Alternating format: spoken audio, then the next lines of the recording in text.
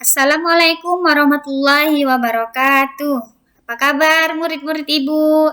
Ibu harap kalian dalam keadaan sehat dan selalu dalam lindungan Allah Subhanahu wa taala. Amin. Sebelum belajar, kalian harus sudah menyiapkan alat tulisnya untuk meresum apa yang Ibu jelaskan di video ini. Mudah-mudahan bermanfaat ya. Sebelum belajar, marilah kita berdoa terlebih dahulu agar apa yang kita pelajari mendapatkan berkah, mendapatkan rahmat dari Allah Subhanahu wa taala. Berdoa mulai. Bismillahirrahmanirrahim. Raditu billahi rabba wa bil islami dina wa bil muhammadin nabiyya wa rasula. Rabbi zidni ilma warzuqni fahma birahmatika ya arhamar rahimin. Amin. Nah, kemarin kita telah mempelajari tentang iman kepada hari kiamat. Hari ini kita akan melanjutkan apa sih peristiwa-peristiwa setelah hari kiamat. Kita mulai ya. Jadi yang pertama itu ada namanya Yaumul Ba'ats. Apa itu Yaumul Ba'ats? Yaumul Ba'ats adalah hari dibangkitkannya manusia dari alam barzah atau alam kubur. Nah, pada saat malaikat Israfil meniupkan sangkakalanya, tiupan yang pertama itu berupa hancurnya seluruh alam semesta, bumi, langit dan seluruh isinya itu akan hancur. Nah, tiupan yang kedua itu akan membangkitkan seluruh umat manusia dari zaman Nabi Adam sampai umat Nabi Muhammad yang terakhir itu semuanya akan bangkit dari alam barzah atau alam kubur. Nah, ini dinamakan Yaumul Ba'ats atau hari dibangkitkannya manusia dari alam kubur. Yang kedua yaitu Yaumul Hasyr. Yaumul Hasyr itu adalah hari dikumpulkannya seluruh umat manusia di padang mahsyar untuk menanti hari pembalasan. Jadi kalau hari berkumpulnya itu namanya Yaumul Mahsyar. Tapi kalau tempat berkumpulnya manusia yaitu di padang mahsyar untuk menanti hari pembalasan. Pembalasan apa? Pembalasan atas amal perbuatan yang kita lakukan selama hidup di dunia. Ya. Selanjutnya anak-anak ada yang namanya Yaumul Mizan. Beberapa ayat juga ada disebutkan di dalam Al-Qur'an. Ya.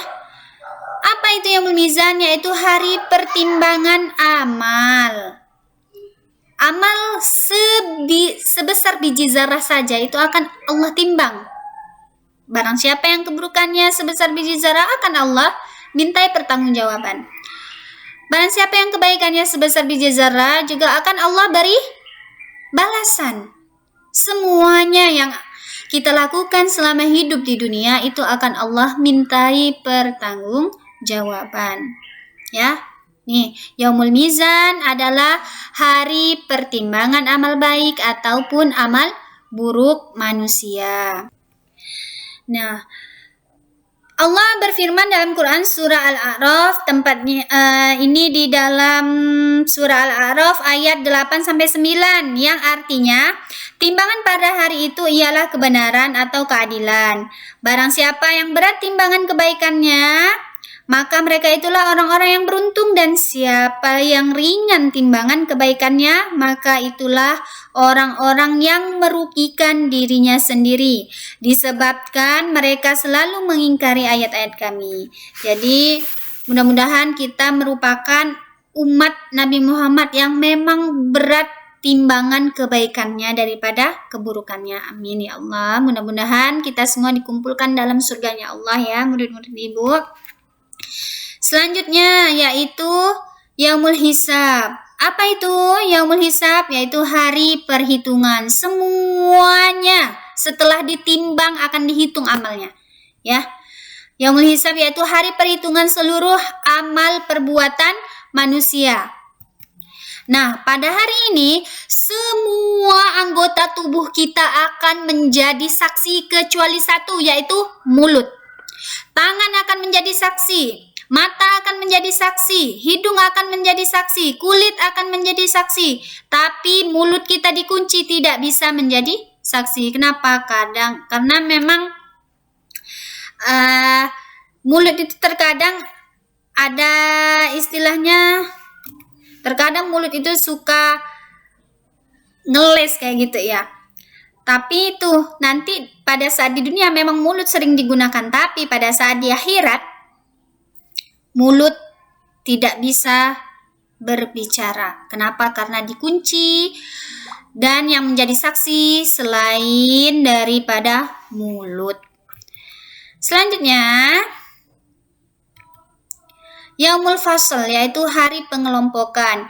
Yaumul Fasl, hari dikelompokkannya seluruh umat manusia berdasarkan amal baik dan buruknya. Jadi yang amal baik dikelompokkan, yang amal buruk dikelompokkan, ya.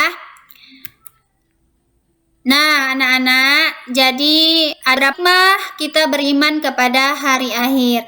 Yang pertama, senantiasa mendorong umat manusia untuk senantiasa beramal baik, beramal kebaikan dengan ikhlas.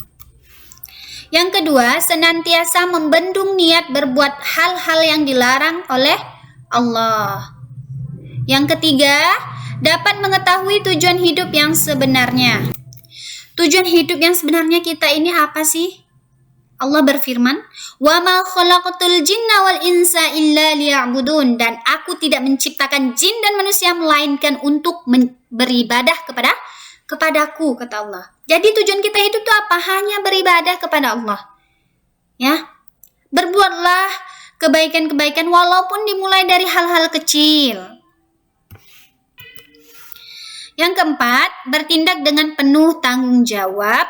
Yang kelima, mengingat bahwa manusia hanyalah hidup sementara, dan yang abadi dan yang akan kekal selamanya hanya Allah Subhanahu wa Ta'ala. Kita di dunia ini, anak-anak, hanyalah menumpang sementara untuk membawa bekal kelak di akhirat. Apa sih yang akan kita bawa kelak di akhirat? Itulah kita yang kita pupuk dari sekarang di dunia hingga nanti bekalnya ini sudah siap di akhirat kayak gitu. Nah, mungkin hanya itu ya murid-murid Ibu. Di akhir dari video ini Ibu akan mengirimkan link berupa soal. Silahkan kalian kerjakan dan mudah-mudahan kita semua selalu mengingat akan akhirat, karena alam yang benar-benar kita hidup sebenarnya yaitu nanti kelak di akhirat. Di dunia ini kita hanyalah sementara, ibarat kata cuman menumpang untuk mencari bekal. Ya, Ibu akhiri, assalamualaikum warahmatullahi wabarakatuh.